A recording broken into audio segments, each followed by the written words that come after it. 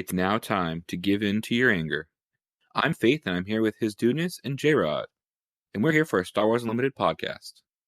Today we're going to be talking about spoilers from the upcoming set, Shadows of the Galaxy.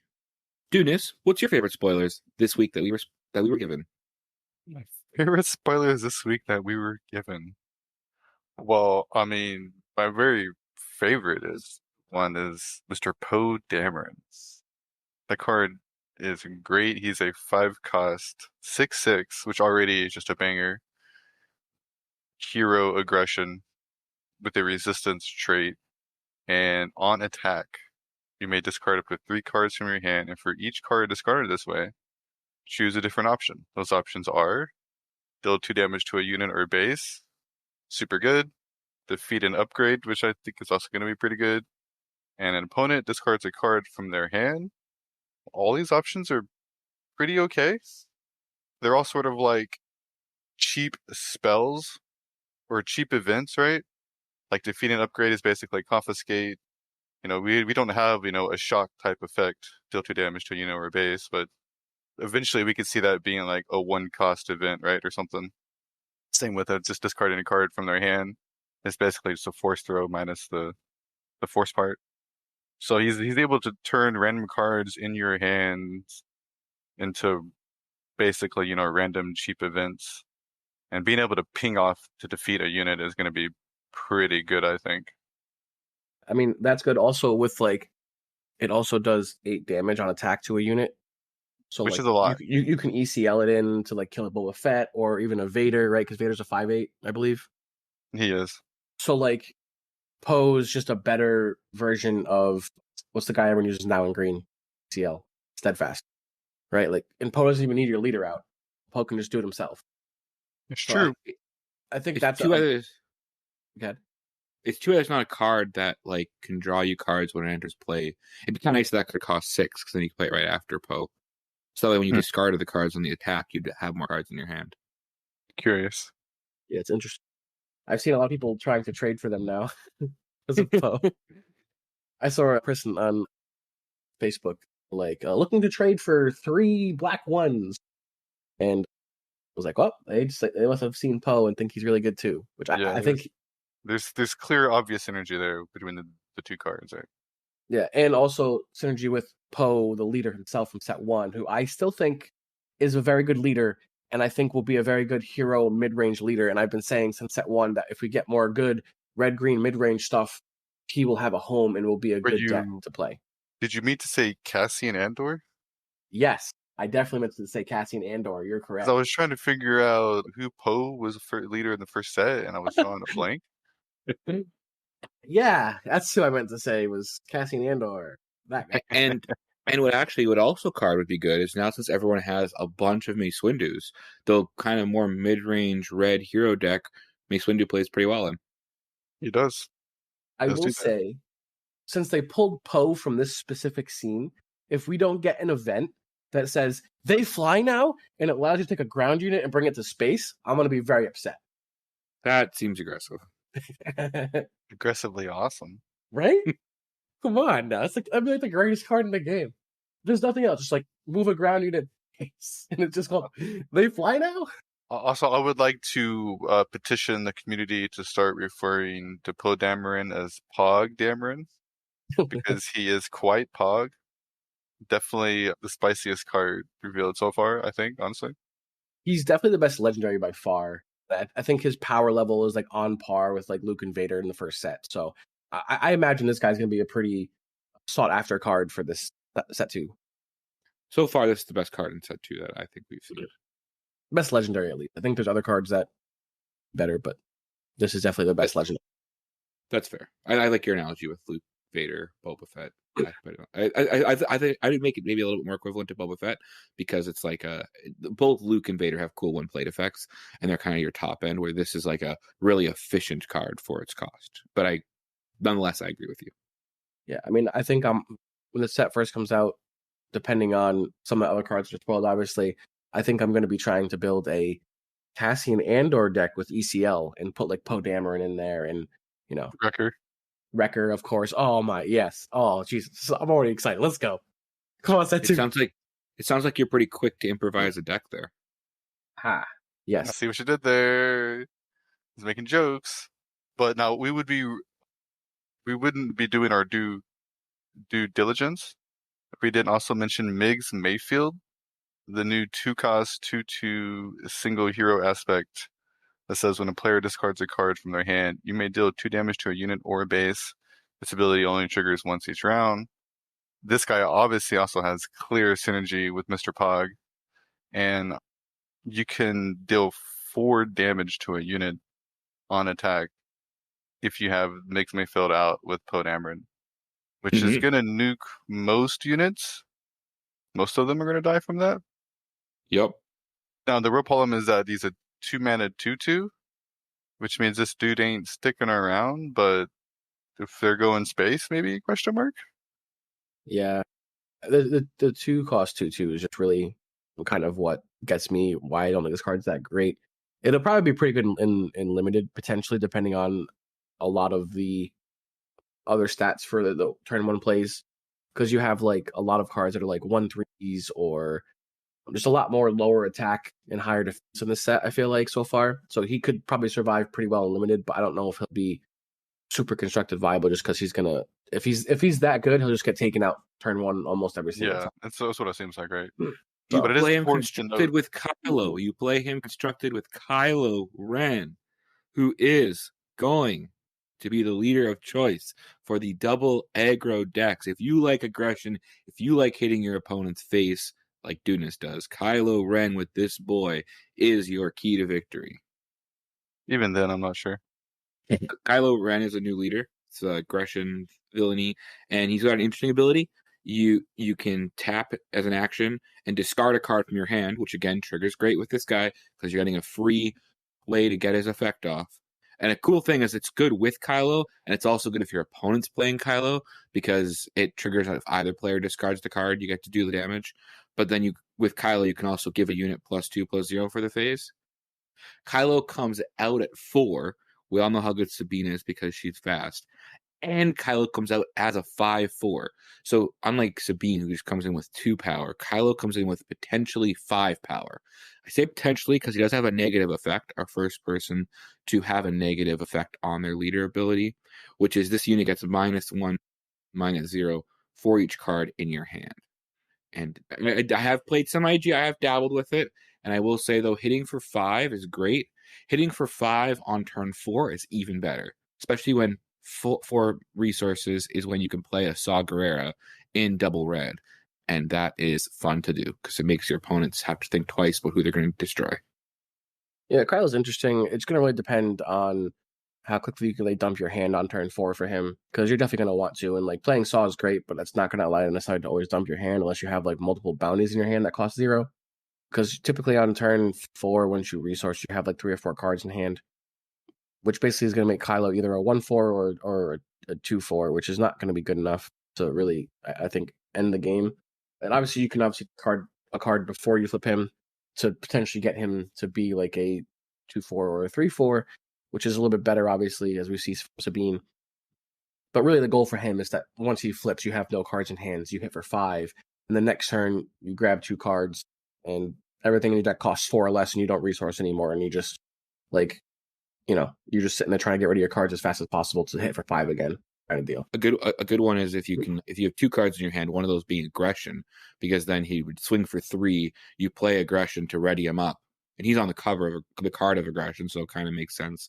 And then he readies up as a 4 power boy, and he's 7 damage in that turn, which can be I'm not pretty sure strong. if that interaction works the way you want it to, though.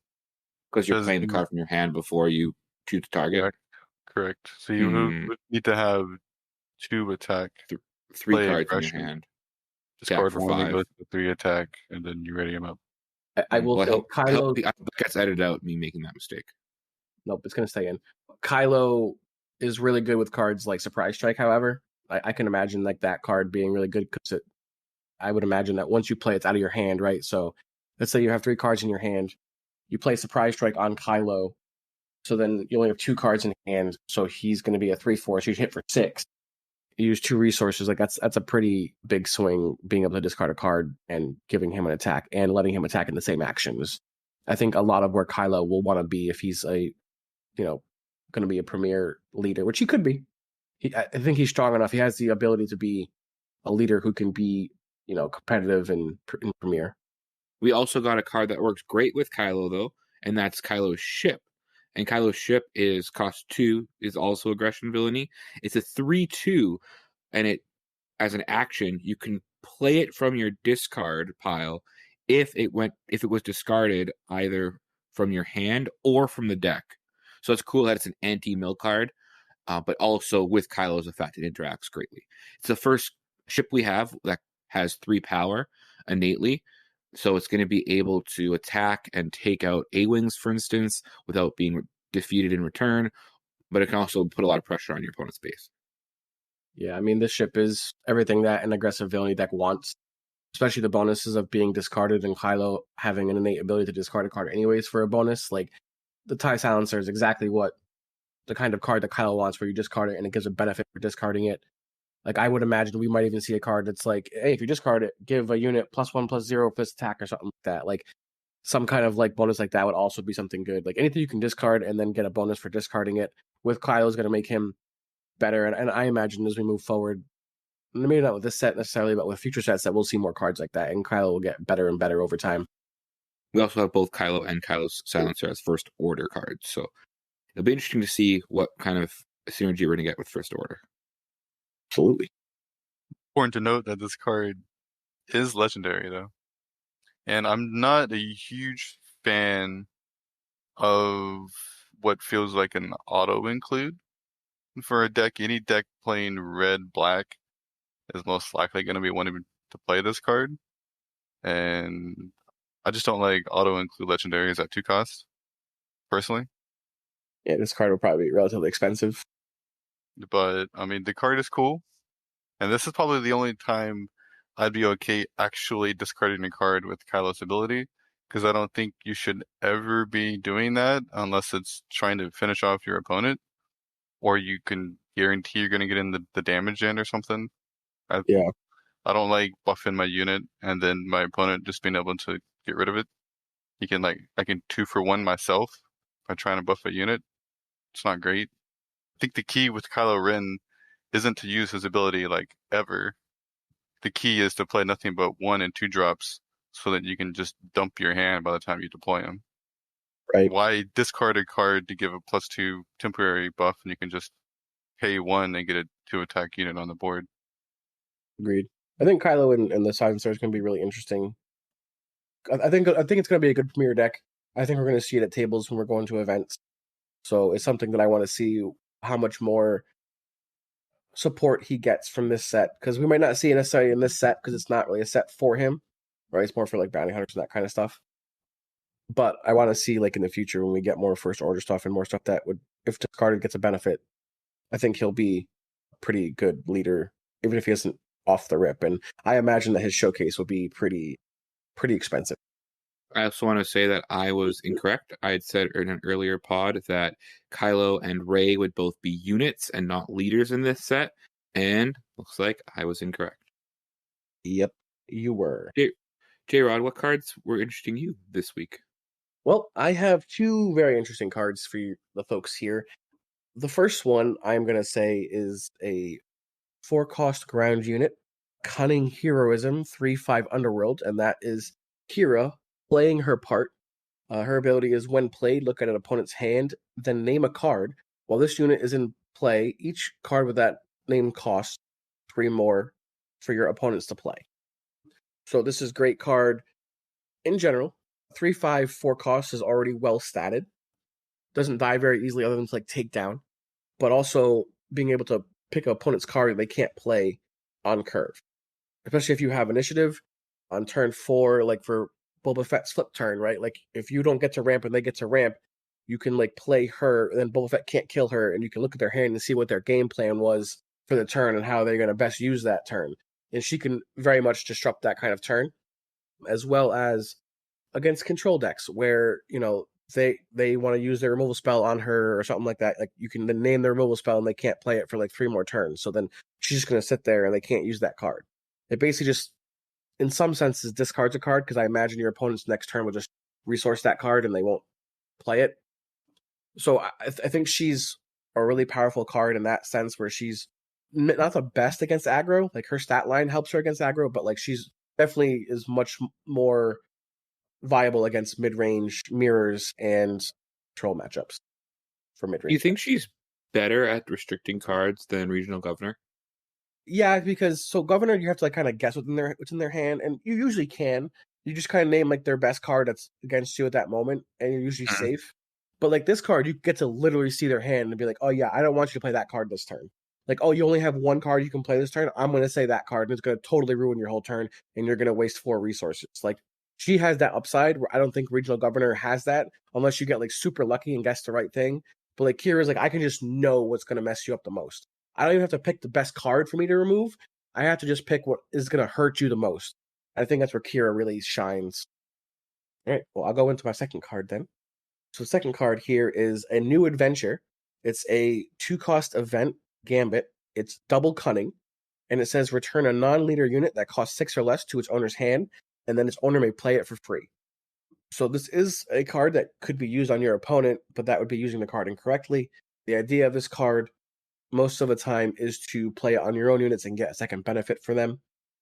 Cards that really synergize well with this card would be like Fett's Fire Spray. Get to attack for 5, bounce it back to your hand, play it for free, hit for 5 again. Those kind of actions you have, like Bounty Hunter Crew, that can get this card back and just continually cycle the card in the unit over and over again. So a lot of things like that really interesting. I imagine there's going to be some kind of semi-busted use for this card. Even the Cantina Bouncer from set 1, it's double yellow, is another good option for this card. Being able to play Cantina Bouncer, bouncing a unit back to their hand, attacking with it, bouncing it back, and bouncing their card back. Just a lot of fun interactions I think this card will have, and it's not restricted to heroism or villainy, so we could see you can also use it on the aforementioned Kira, where you look at their hand, name a card, and then next turn bounce her, look at their hand again, name a different card because they've now resourced that card, is also going to be an interesting play, and just keep messing your opponent's game plan and just trying to defeat them before they can take you out. Just to make it a little clearer, it actually could be good to use it on your opponent's unit if they have a bunch of like upgrades on it. If they have like a three Jedi lightsabers on the guy, bouncing with a unit will get rid of the upgrades on the unit. So that could be a chance where you may want to use a new adventure on it. It is still a cheaper waylay with waylay. with a little restriction on it. And it can't bounce the biggest boys, but it's still just a cheaper waylay. I mean, there's always options when your opponent goes A-wing into wing leader and you're like a new adventure on your A-wing. Like, that's a line I think could be completely fine, because then they didn't get to attack with the A-wing and it's exhausted, and then you can sometimes deal with it easier in the next phase. So like, there will be small instances where it could be used against your opponent and it'll be good. And I think adds to the power level of this card. And I honestly think it's potentially one of the more powerful cards in this set that's not legendary. So this is like one of the cards I was referencing that I think could be better than Poe in Constructed in Premiere. The only problem is though that you having to play double yellow at that point. Yeah, I mean, that's super cringe. But double yellow is already pretty good right now, so it'll probably stay pretty good in set 2 as well. Already pretty cringe. You're right. Any other cards that from this week that we want to talk about? Well, I guess since we mentioned Kylo, we should talk about his dyad that was also announced this week. We have Rey, more than a scavenger. She is a vigilance heroism leader. She deploys at 6, and she is a 2/6 when deployed. Her front side has an action that says 1 and exhaust her, and you can give an experience token to a unit with 2 or less power. And then on her deploy side, because she's 2/6, she restores 3, which is massive. And then on attack, you may give an experience token to a unit with 2 or less power. So she can give herself an experience token on attack, which would happen before the attack connects with the opposing unit or the base. So she inherently attacks for 3 if you so choose, off the rip. So I think she's interesting. The Restore 3, I think, is really undervalued. As someone who likes to play Krennic that has Restore 2, I think having Restore 3 is something that people don't really appreciate right now because there's not a lot of good Luke decks. So restoring 3 with Luke is hard. Often, and like if you get to do that once or twice against aggro, they're basically losing the game. So the fact you get to have it on your leader, and she's basically a 3/7 more or less, I think is a massive mid-range deck incoming with Rey. And I think she could also be a pretty decent leader if we see more good vigilance heroism cards. Like I think she's better than Luke, personally. The putting experience token on a unit with 2 or less power, like really wants me to put that on the 3-cost 2/2 shielded Sentinel boy. That seems like a fun just way to put that experience counter on. But it'll be interesting to see what we're going to do with that. I've heard some people talk about like Moisture Farmer as a card with this, especially in limited. That might be a interesting play. So the great spoiler that we also got was Concord Dawn Interceptor. So that's the 1/4 Sentinel Mandalorian ship for 3 as a Vigilance Heroism card. That when this unit it gets +2/+0 while defending. So getting that extra counter is good because it's a Sentinel, so it's going to be a stronger defense, and it's going to be able to hit back more, especially when those aggro decks are trying to take you out in space. Absolutely. Notably, that does fight Kylo's Interceptor pretty well. True.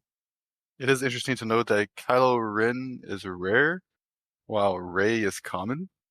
So Kylo, I don't think is going to be very good in a draft, but I think Rey is going to be an absolute top-tier draft leader.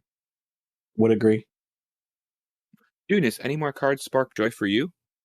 3 more cards spark joy for me. There's one more card that does spark a little joy. The Gray Squadron Y-Wing. 2-cost heroism space unit, obviously. 1/3 on attack, an opponent chooses a unit or a base they control. I may deal 2 damage to it. This card probably should have been in set 1, you know what I'm saying? But it wasn't. We get it in set 2 now. I mean, obviously I like it because it's Rebel in space.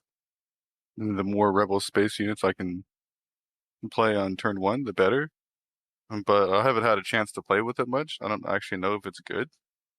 I do know that I think you always just attack a base and just live with whatever your opponent chooses. And hope that's good enough. I don't know. Yeah, I mean, I agree.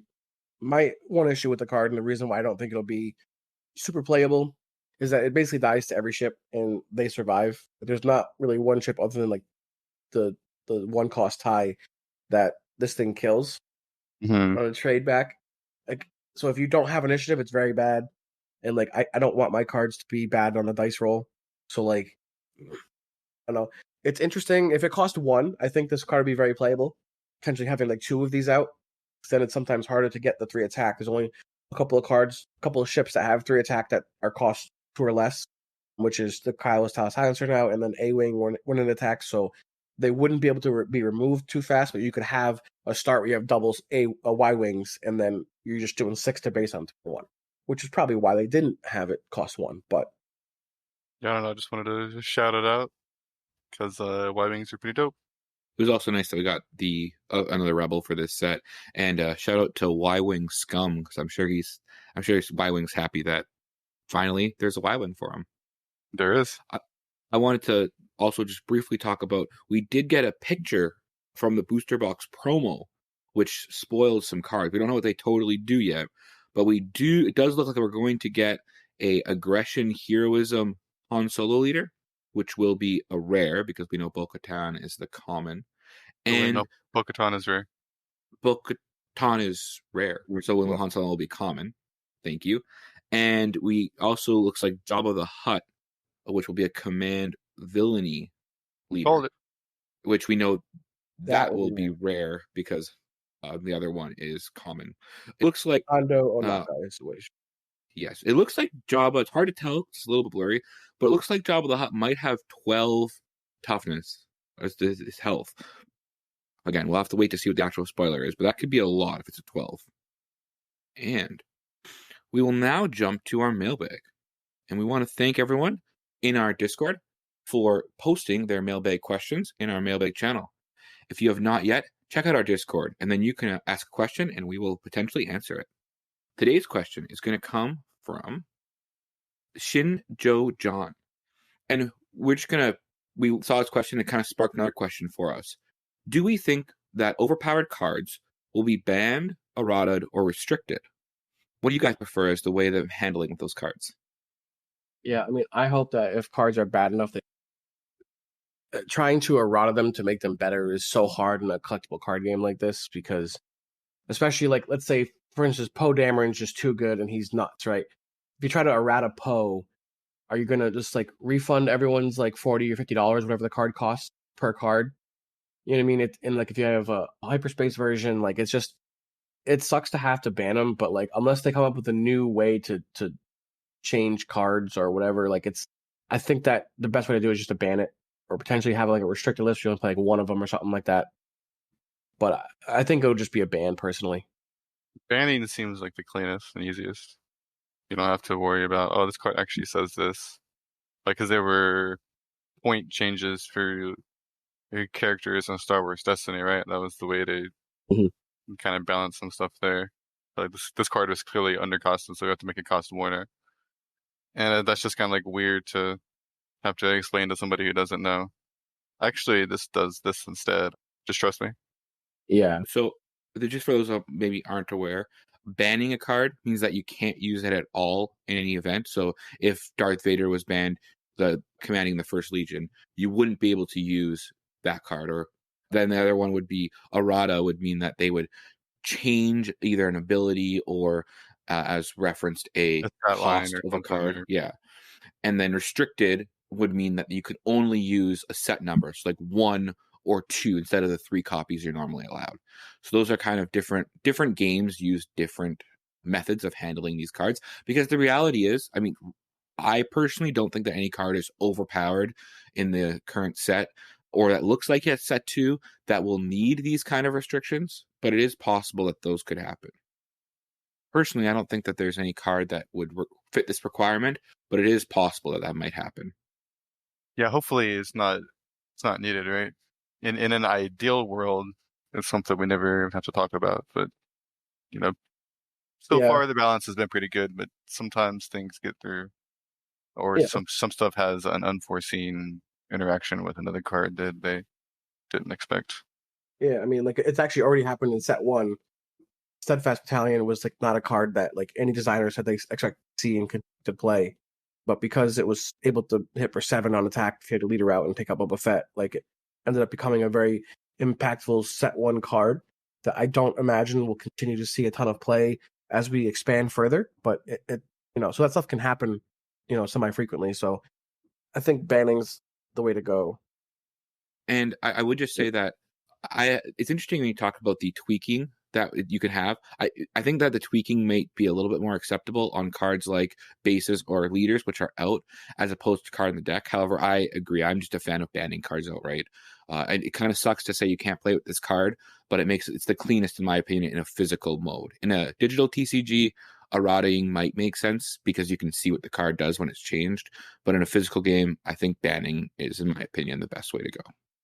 It's the cleanest, simplest thing. Even when you're saying leaders are out and you can have them change, but like, okay, so what if I have a showcase leader of the pre-errated leader? So now what are you saying? Right? Like you're just saying that I can't use my showcase that I spent hundreds of dollars on. Like, so it's just one of those things where I think banning it's the best way, because you don't like it's not great. It doesn't feel good, but like I think they've been pretty good with leaders where I don't think any leader is necessarily in need of a ban, like people say Boba Fett, but I don't know. He hasn't been crushing the set 1 meta, and with this set we'll see, because obviously there's a lot of help for him coming. But I mean, there's no, I haven't seen one leader that I'm just like, wow, it's such a good leader. You know what I mean? So we'll see. It'll be interesting to see how they handle it, and I'm sure we'll hear sometime soon as we get closer to the bigger events that FFG will hold as to what they're going to do for bans and erratas. And even when it comes to like restrictions, I don't like restricting cards, because then it becomes like, oh, I drew my good card and you didn't, and that can be a feel bad. If a card's that strong, and I don't think any cards are that strong yet. There's good cards, there's strong cards, but nothing in my mind is too strong. But if there is a case where the card is too strong, I'd say just ban it rather than restrict it. I agree. Well, thank you everyone for listening. Check us out next Monday, and we do have a special video coming out on Thursday. So stay tuned for that. And we look forward to seeing you next time when we talk about how to outmaneuver your opponents.